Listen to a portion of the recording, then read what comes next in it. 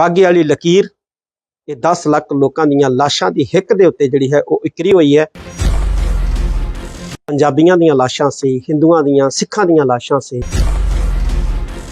साह कुट्टी दबी जबानी मुड़ कदे ना आवांगे। आओ असीं उन्हां नूं 75वीं वरेगंढ मौके याद करिए। वाहिगुरू जी का खालसा, वाहिगुरू जी की फतेह। इस वार 15 अगस्त नूं भारत अपनी आज़ादी की 75वीं वरेगंढ मनाउण जा रहा है। इस एक दिन पहला 14 अगस्त नूं पाकिस्तान भी जिहड़ा है वो जश्न आज़ादी की 75वीं जिहड़ी है वरेगंढ मना रहा है। और जश्न आज़ादी मनाउण लई जिथे सरकारां, प्रशासन ते आवाम पब्बां भार है, उत्साहत है, उत्थे 15 अगस्त 1947 दौरान सांझे पंजाब दे होए दो टुकड़ियां अते भारत पाकिस्तान की वंड की कीमत अपने उजाड़े ते जान माल के भारी नुकसान के रूप में चुकाउण वाले लखां पंजाबियों की याद किते चेत्यां की गर्दिश दे विच गवाची नजर आ रही। अज तो 75 वरे पहला 10 अगस्त 1947 तो लैके 16 अगस्त 1947 तक देश के बटिवारे वेले सियासी नेतावां की फिरका प्रस्त सोच के कारण सांझे पंजाब के जिथे दो टुकड़े होए उत्थे लखां सिखां ते हिंदुआं नूं फिरका प्रस्ती की अग का शिकार होना पिया। हज़ारां ही नहीं लखां ही धीआं भैणां ने अपनी इज्जतां बचाउण लई खूहां दरियावां विच छालां मारियां, अपनियां जानां गवाईयां। हरियां भरियां लहलहाउंदियां फसलां, बारां ते घरां घाटां नूं छड्ड के सिखां ते हिंदुआं नूं उजड़ना पिया। पाकिस्तान वाले पासियों भारत आउणा पिया ते भारत वाले पासियों खास तौर पर पंजाबी मुसलमानां नूं पाकिस्तान वाले पासे जाना पिया।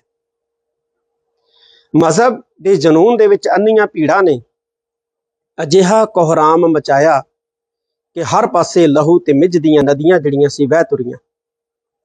10 लाख के करीब पंजाबी जिन्हां विच सिख, हिंदू, मुसलमान शामिल सी वो मारे गए। लखां ही औरतां उधाले का शिकार बनियां। बेशक वंड दे उजाड़े दा वड्डी गिणती पंजाबी हिंदुआं ते मुसलमानां नूं भारी सेक झलना पिया, पर सिखां नूं अपने प्यारे गुरधामां तो विछड़ना पिया। बहुत सारियां जानां, बहुत सारा जान माल, जमीन जायदादां, घर घाट गवाउणा पिया।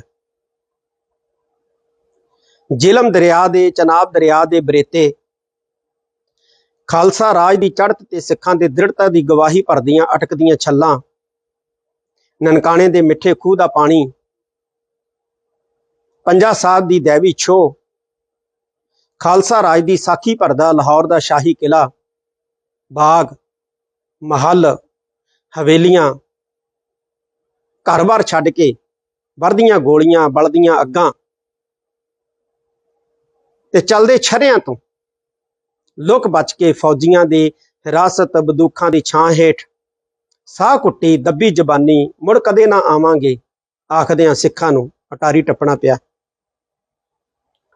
जिथे सिखां नूं ननकाणा साहिब, करतारपुर साहिब, पंजा साहिब ते सैकड़े होर जान तो प्यारे गुरधामां तो विछड़ना पिया, उत्थे हिंदू भाईचारे नूं भी कटास राज अते शक्तिपीठ हिंगलाज वर्गे मंदिर ते अनेकां होर प्राचीन मंदिरां तो भी जिहड़ा है वो दूर होना पिया।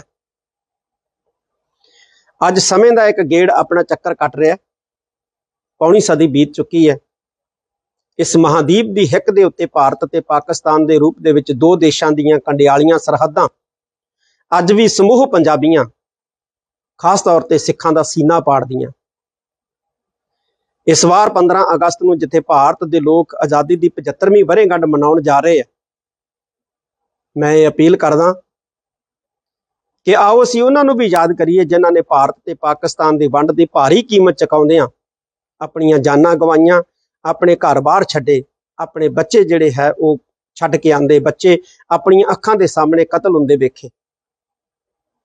मैं अपील करदा कि 10 अगस्त तो लैके 16 अगस्त तक दुनिया भर दे विच वसदा सिख भाईचारा अपने उन्हां वडेरियां जिन्हां दे विच बच्चे भी सन, बजुर्ग भी सन, औरतां भी सन, बेरहमी दे नाल जिहड़ियां कतल होईयां उन्हां नूं याद करन दे लई ਅਸੀਂ ਘੱਟੋ ਘੱਟ 10 ਅਗਸਤ ਤੋਂ ਲੈ ਕੇ 16 ਅਗਸਤ ਤੱਕ ਉਹਨਾਂ ਲਈ ਅਸੀਂ ਅਕਾਲ ਪੁਰਖ ਦੇ ਚਰਨਾਂ ਦੇ ਵਿੱਚ ਅਰਦਾਸ ਕਰੀਏ ਔਰ 10 ਮਿੰਟ ਮੂਲ ਮੰਤਰ ਜਪਜੀ ਸਾਹਿਬ ਦਾ ਪਾਠ ਭਜਨ ਸਿਮਰਨ ਜਿਹੜਾ ਹੈ ਉਹ ਜ਼ਰੂਰ ਕਰੀਏ।